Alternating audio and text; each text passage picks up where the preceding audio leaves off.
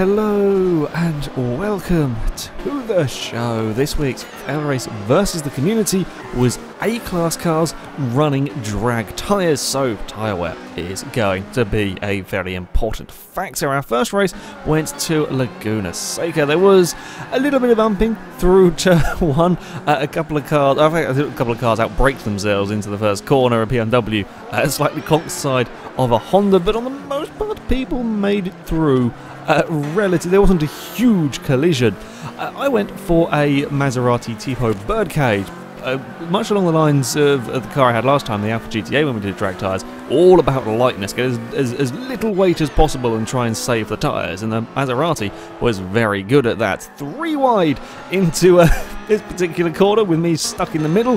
The NSX ends up running a little bit wider, and I can use all of the ridiculous acceleration. My Maserati was ludicrously fast on the acceleration and top speed front. Through the corners it wasn't particularly good. You can see here I'm just flying past a Ferrari and another NSX, almost onto the back of a Mazda MX-5. The Ferrari can fight back though through the corkscrew. I end up on the outside for the first part, and the Ferrari just has the grip through the turns. I've got 2 NSXs behind me fighting amongst themselves. I get a big slide on out of the corner. It was a rather frantic first lap, but it would quickly calm down and spread out. I would be involved in a lag shunt on the second lap, and I would have to go to the pit. The NSX would catch up to the back of the Ferrari. Ferrari got it a little bit wrong through the corner, slightly slow off the turn. The Honda seizes opportunity and has a dive up the inside into the final corner. One of your best overtaking spots perhaps on this track. And then there's the drag race down the start-finish straight, and the Ferrari just doesn't quite have the speed. Also, one thing you will notice, quite a few of the cars were doing it, is there's quite a big jump. Where after the start-finish straight, the track kind of curves around. Some of the cars, certainly the small lightweight vehicles such as mine, were having problems with getting an awful lot of airtime. As I said, the field did really spread out in this one. For a while, these two were the closest cars on track. That's telling you a lot about how spread out this field was. Also, this NSX had the loudest supercharger. It's on par with the Scion we had a couple of weeks back. It is a ridiculous supercharger on the Honda at the front, and we came to pit stop times. The NSX in second was gradually catching up to the back of the Beetle. The race here was quite a long one, actually, a 12-lap race.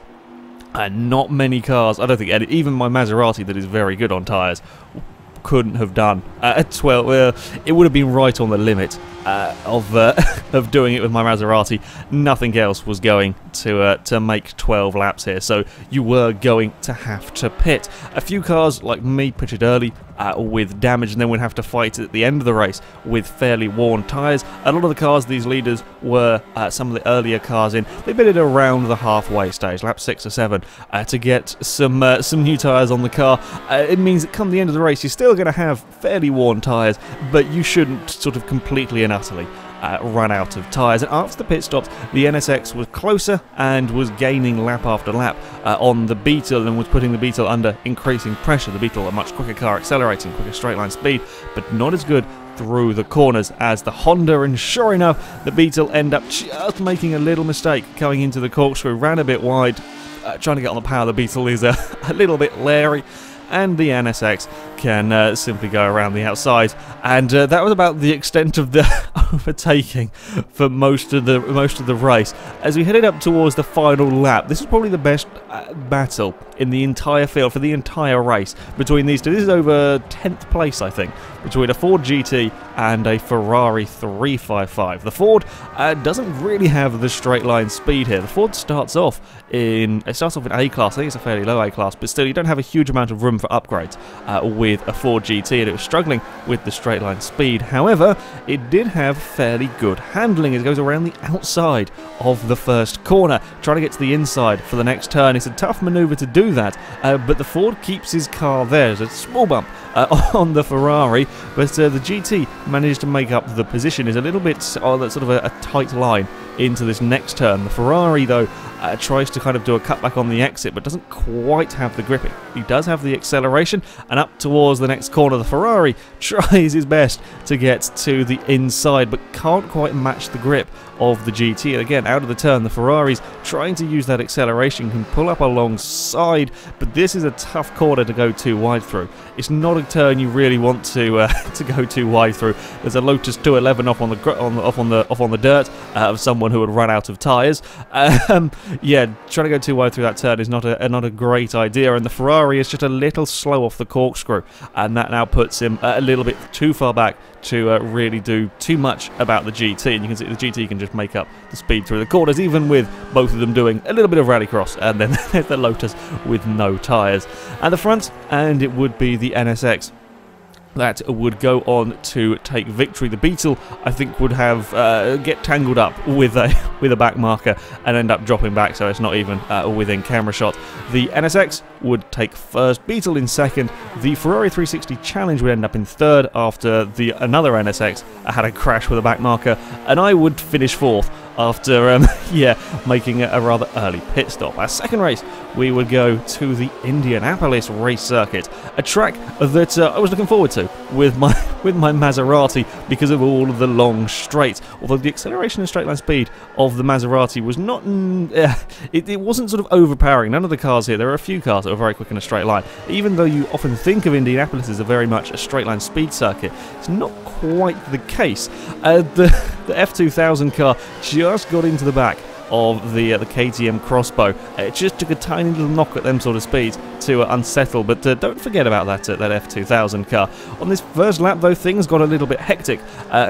Caterham ended up going for a spin in the middle of the pack, and everybody's all frantically trying to avoid a Ferrari going across the grass. A Lancia 037 and an NSX are battling it out. The KTM, I think, gets sort of into the back of the Honda there, and is a little bit slow off the corner. There's a whole train of cars behind that is being led by Maserati. Just look at the speed the little Birdcage has over the cars around it. It is quite ridiculous.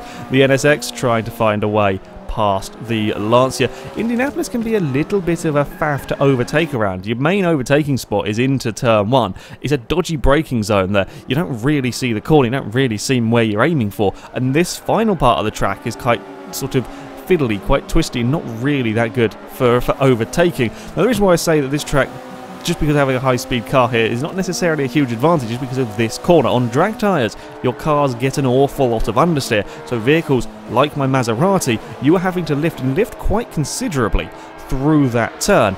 So other cars may be slower technically in a straight line, but could carry the momentum around. The KTM X-Bow did struggle quite a lot with a straight line speed, and you see me and the Lancia fly up behind it because we have got considerably more of the straight line speed. Unfortunately, lag would strike at a really bad time in this race, catapulting me and the silver NSX both off into the gravel and breaking both of our cars. It was very unfortunate. The rest of the race was fairly lag free, in all honesty. It was just, slightly bad timing. And the front, and we had another Beetle that was leading the way, this time being chased down by a very, very noisy Mazda RX-7. The Beetle, being very small and very light, has incredible acceleration out of the corners, but again, it's not such a good handling car through these turns, allowing the Mazda to really catch up through here. Mazda right on the back of him through these turns, but the Beetle will just accelerate away when they get to a sort of a small straight. I don't think the Beetle has a huge amount of top speed, but it's the acceleration you get from the car that is quite impressive. This is where you see what I said about this banked turn. The Beetle is having to have a lift through here, whereas the Mazda doesn't. The Mazda has enough grip and can carry a lot more momentum around here, and now the Beetle's got to get going again. And the Mazda is flying up alongside him, and the Beetle does not quite have the same top-end speed as perhaps something like my Maserati has. Beetle's not exactly the most aerodynamical of shapes, let's be honest. And as we come into the first corner, it is the Mazda that takes the lead. The F2000 car, after his adventure on lap 1, was back making his way through the order. Now, we all expected this car to really struggle at Indianapolis because it is there's a lot of straight line speed involved here, and the F2000 cars, let's face it, are not the quickest vehicles in the world, but it can, of course, easily be flat out through the banked turn. Had more straight line speed than the KTM X-Bow. I didn't expect that, I'll be honest. I didn't expect the F2000 to have that much straight line speed. In the end, here it does a cutback through turn 1, puts him on the outside for sort of the second part of the corner, but then that does give you the inside for this long, very seemingly never-ending right-hander. And in the end, the KTM is not going to have more grip. The KTM is a good car and all, but it's not going to have more grip through the corners than an F2000 vehicle. And if you have less straight-line speed than the F2000 car, you know you're in quite a lot of trouble. At the front, after making his move past the Beetle, the Mazda couldn't really shake it. The Mazda wasn't pulling away from the Volkswagen, but equally the Volkswagen couldn't really find a way past. He's sort of having a look on the inside here, but yeah, with better handling, it was quite hard to find a way past the RX-7. In the end, the Mazda was a little bit slow through one of these corners, and the Beetle uses its phenomenal acceleration to have a dive up the inside as they leave this turn. They go too wide coming onto the banking. The Beetle's on the inside and has got the acceleration. In the end, the Mazda isn't really too bothered as the now second place car jumps into the pits. It was one of the earlier cars to take a pit stop around here. I think it was a 10-lap race at Indianapolis. Again, this was another one that you can make it on one set of tyres, but it is certainly certainly a tough one, and not all cars will make it, as the Beetle would then prove. A number of cars tried to stay out and left it just a lap too long, and the Beetle was one of them. I'm not sure if his tyres are quite at 100% at this stage, but the Beetle was certainly hurting. When your tyres sort of get up to 80-90%, you will be going slower, you will still have grip. The second they get to 100%, your car is next to useless. If it's the front tyres that go, you get a mile of understeer. If it's the rear tyres that go, you are going to be spinning around in circles because you're going to have absolutely no traction. The Beetle, yeah, left it too late to come into the pit and lost time through the final few corners, so it wasn't going to stand a chance of coming out in front of the Mazda. Reason why you might struggle if you pit early, of course, is you'll come out of the pit lane or out of the pits and be stuck in traffic with cars that haven't pitted yet and so on. But in the end, that worked out much better for the Mazda. But the Mazda was going to have to settle for second place because despite his early spin, the F2000 car did not need to pit. The tyres held up on this vehicle very, very well, and while it struggled a lot in straight line speed compared to the likes of the RX-7, and the RX-7 was the quicker car for lap time wise, the F2000 simply didn't have to pit, and the other cars were not quick enough to make up that time. So yeah, despite it's not really designed to be suitable for this sort of track, the F2000 would take victory. The KTM X-Bow was lying in third, having also not gone to the pit, but on the final lap, its tyres gave up as well. It was the rear tyres. Surprisingly, it's the rear tyres that went on the X-Bow. I wouldn't expect that at this track particularly. This is not a particularly heavy one for rear tyre wear, but yeah, them rear tyres are shot to hell on the poor KTM, and there is nothing you can do about it now at this stage. The tyres are absolutely gone. I think the Lotus 211 that you see going past there, that will get promoted up to fourth, I don't think that pitted either. I don't think the 211 had to go to the pit lane, but yeah, KTM, it's just there's no grip there. He's lost two more places. The NSX goes past, and Alpha GTA goes past. I could have made this race without going to the pits. After coming into the pits on lap 2, after suffering damage at the first turn, my tyres are already on about 50-60% tyre wear on this final lap. Maserati really looked after its tyres well because it doesn't weigh anything. The same reason with the F2000 car.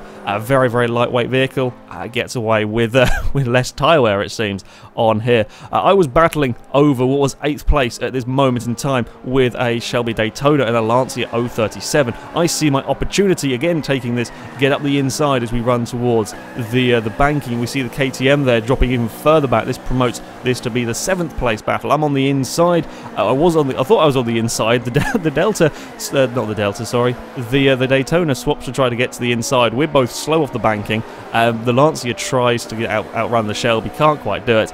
In the end, yeah, my Maserati ends up with 7th place. And our third and final race of the day goes to Long Beach. Now, I said about the Indianapolis not being sort of hard on rear tyre wear. This place is, because this is all about traction out of the corners, so it's the rear tyres on the cars that are likely to go here. A 360 Challenge has a little bit of an ambitious dive in the background an F2000 goes for a little spin, things get a bit crazy with lag. It doesn't really help matters. A Corvette gets spun round, a Formula E got itself beached on the roundabout as a lag shuffled cars around a little bit. It was a bit of a mess. Lag hadn't really been too bad in the first, apart from the big lag shunt that put me out of... I was involved in the only real 2 lag shunts in the first and second race, and both of them broke my car, which was slightly unfortunate for me. But aside from that, the first couple of races hadn't been too bad. This one was a little bit more on the problematic front. The NSX here, though, going for an overtake on an Alpha 33. Go for the brave one around the outside of that turn. That's a tough place to go around the outside of somebody. The tyre wall there is not particularly forgiving. Very easy to end up running into that. My Maserati had survived all of the chaos of the first lap, and I'd found myself following a Lotus Exige, and here you see the acceleration again of the Tipo straight up the inside, but I don't have the handling to sort of get past the Lotus in that manner. The Exige, of course, is going to be a very, very good handling car. And again, I'm on the outside here. That's never really likely to work. The Lotus takes a bit of a shallow line, and then it's just all of the acceleration from my car. I can just breeze past it in the background. The Viper has a spin, possibly off the curbs there. You can see the size of the gap I have made back to the Lotus on that one short straight. That's the acceleration you get from this car. I caught right up to the back of the Ferrari, but then we come through some faster, twistier sections there, and then the very slow, tight final corner, and the Lotus is right back there with me. A little bit of lag going on. The Ferrari gets a bit of a panic and slams on the brakes to avoid the weird slow-mo-y lag. Yeah, it was a little bit of a shame in this final race. The 360 Challenge would gradually drop back through the order. Me and the Lotus would get past him. Then a 250 GTO would try to line him up. The 360 just gets a little bit too much wheel spin out of the final turn, and then we have the speed of another classic, probably, I'm presuming pretty damn lightweight 250 GTO that soars past. The Exige would smack the wall on his own accord through turn 1 and break him. So yeah, that was now the battle for, I think it was fourth place or something at that point. Not much would happen through the middle of the race, apart from me getting killed by a backmarker and having to take an unscheduled pit stop.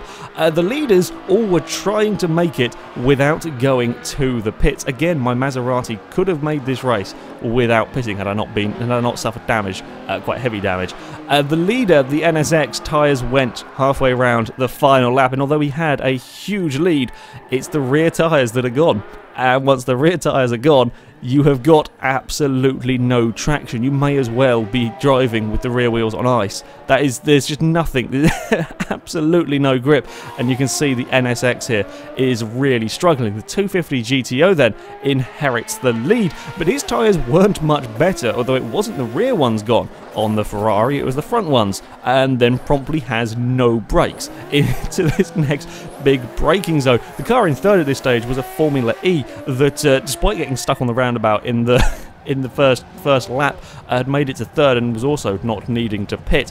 You can see here the 250 GTO has got no steering. There is absolutely no steering, where the car behind him is still the NSX at this point. The NSX has no drive, and the Formula E was quite a long way back. So despite having utterly ruined tyres for the final lap, it is the 250 GTO that would take victory.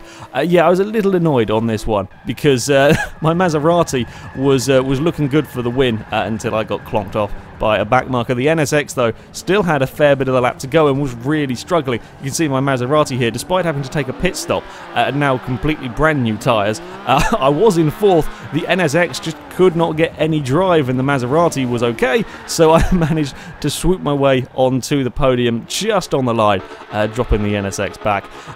Yeah, a bit of an interesting finale to that race, with people trying to make it on tyres around the final lap. Yeah, as I said, a little bit disappointed. Maserati definitely could have done better. I just got really unlucky in all three races. Not the easiest car to drive, the Tipo, but very good on tyres and incredibly fast when it came to a straight line. Anyway, that is it for this week's FailRace versus the community. The next one shall be held on March the 26th. We are going to be racing B-Class sports trucks. These are basically your SUVs. Forza categorizes them as sports trucks.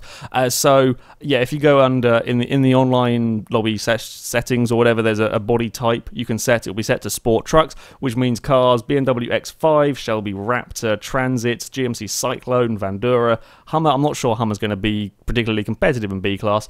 Jeep Cherokee, Range Rover Supercharged, and Mercedes G-Wagon. They're the cars we're going to be racing. Thought it could be fun to do some sort of SUV/van racing. Yeah, it may be a little bit more bumping in that stuff, but it should be good fun to race them vehicles. If you want to sign up and take part, then you can go to our forums. There will be a link in the description. Find the FailRace versus the community section, and sign up will be in there. However, that's it from me, so thank you very much for watching, and until next time, goodbye.